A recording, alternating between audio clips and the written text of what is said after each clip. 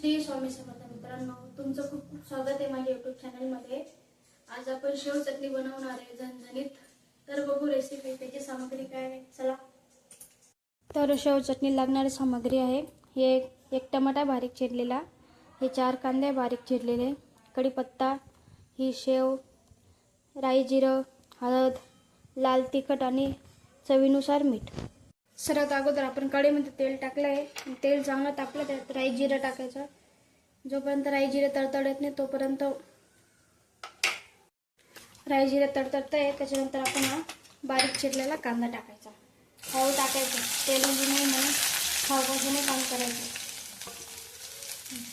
आता कांदा आपण लाल होऊ द्यायचा हळूहळू बारीक गॅसवर।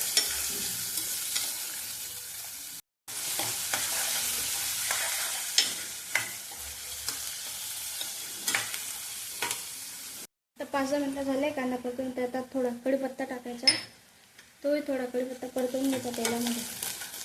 नंतर 5-10 मिनिटं त्यात आपण टमाटा वगैरे टाकायचा, हा बारीक चिरलेला टमाटा आहे।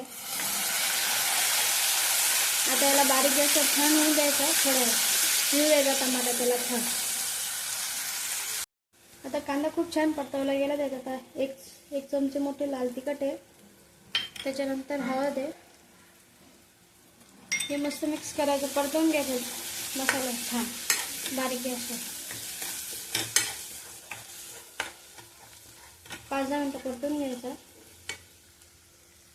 मसाला छान परतून झाला आहे, त्याच्यात आता पाणी टाकायचं, पाणी कमीच टाकायचं, चटणी करतोय ना, हे गरम केलेलं पाणी आहे, थोडं थोडं करून टाकायचं लागता, जेणेकरून चटणी आपली जास्त पातळ आणि भाजीसारखी होऊ नये त्यासाठी।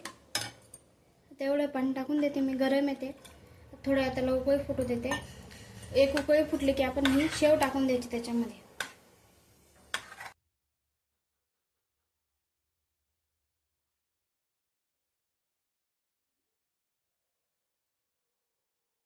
आता भाजीला मस्तपैकी उकळी फुटली, आता ही आपण शेव टाकून द्यायची पूर्ण तिला मिक्स करून घ्यायची अशी छान, आणि 5-10 मिनिट आता बारीक गॅस सोडून द्यायचं।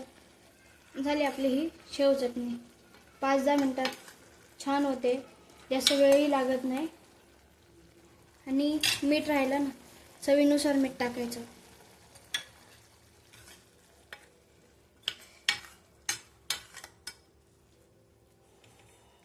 त्याच्यावर आता पातळी ठेवायची, 5-10 मिनिटं होऊ द्यायचं बारीक गॅसवरती। आता 5-10 मिनिटं झाली, आता आपण झाकून घालून बघू।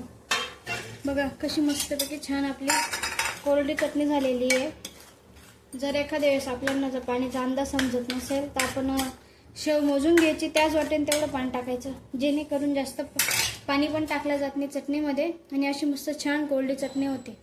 अजून 5-10 मिनिटं तिला होऊ देते, मग होऊन जाईल आपली चटणी तयार।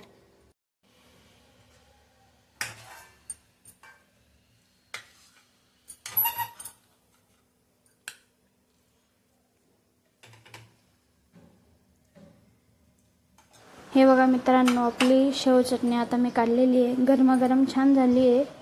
तर तुम्ही नवीन रेसिपी बघण्यासाठी या चॅनलला आत्ता सबस्क्राईब करा, लाईक करा, शेअर करा, कमेंट करायला विसरू नका। श्री स्वामी समर्थ आणि थँक्यू।